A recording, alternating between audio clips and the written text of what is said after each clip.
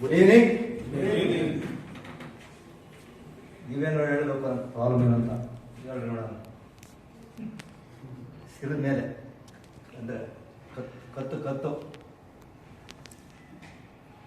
ನನ್ನ ಮುಕ್ತಲ್ಲೇ ಕಾಣಲ್ಲ ಸರ್. ಇಲ್ಲಿ ಉಬ್ಬು ಆಕ್ಸಿಡೆಂಟ್ ಕೇಸು 2021ರಲ್ಲಿ ಕರೋನಾ ಬಂದಿರೋ ಟೈಮಲ್ಲಿ ಆಕ್ಸಿಡೆಂಟ್ ಆಗಿ ಸ್ಪೈನಲ್ ಕಟ್ ಆಗಿತ್ತು.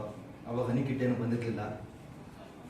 ಬರೀ ಸ್ಪ್ರೇ ಏನೋ ಇವತ್ತು ಮುಪ್ಪು ಸ್ಪ್ರೇ ಇದೆಯಲ್ಲ, ಆ ಮುಪ್ಪು ಸ್ಪ್ರೇ ನಮ್ಮ ಶ್ರೀನಿವಾಸ ಆಫೀಸಲ್ಲಿ ನಮ್ಮ ನಾಗದವ್ರವ್ವ ನೋವು ಕಡಿಮೆ ಆಗುತ್ತೆ ಸ್ವಾಮಿ ನೋಡ್ರೆ ಇದೇನೋ ಸ್ಪೈನಲ್ ಕಡೆ ಕೂಡ್ಕೊಳ್ಳಿಲ್ಲ ಅಂತಂದ್ರು.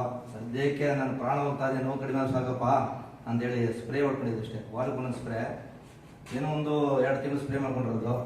ಆ ದೇವರ ದಯೆಯಿಂದ ಸ್ಪೈನಲ್ ಕಾರ್ಡು ಬರೀ ಸ್ಪ್ರೇಯಿಂದ ರೆಡಿ ಆಗಿರೋದು. ನನಗೆ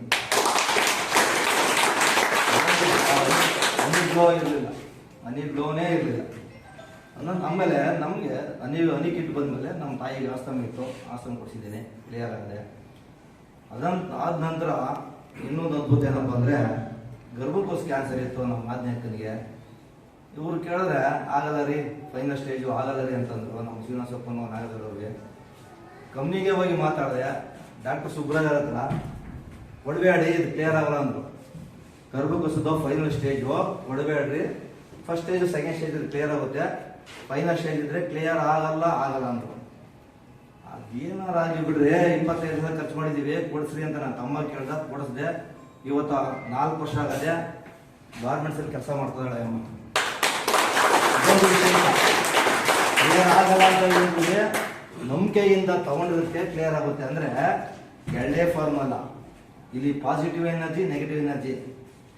ನಾಗರಾಜರು ನನಗೆ ಅವತ್ತು ಒಂದು ಮಾತು ಹೇಳಿದ್ರು, ಸ್ವಾಮಿ ನೀನು ಅನುಮಾನ ಪಟ್ಟು ಸ್ಪ್ರೇ ಮಾಡ್ಕೊಳ್ಳೋ ಬೇಡಪ್ಪ, ನಂಬಿಕೆಯಿಂದ ಸ್ಪ್ರೇ ಮಾಡ್ಕೊಂಡ್ರೆ ನೀನು ಮಾಡ್ಕೊ, ಇಲ್ಲಾಂದ್ರೆ ಸ್ಪ್ರೇ ಮಾಡ್ಕೋಬೇಡ ಅಂತ ಹೇಳಿದ್ರು. ಆ ಫಾರ್ಮುಲಾ ನೋಡಿ ಭಾರಿ ಕೆಲಸ ಮಾಡ್ತದೆ. ಯಾರೇ ಆಗಲಿ ಹನಿಗಳು ಕುಡಿಬೇಕು ಅಂತಂದ್ರೆ ಅನುಮಾನ ಪಟ್ಟು ಕುಡಿಬೇಡ್ರಿ.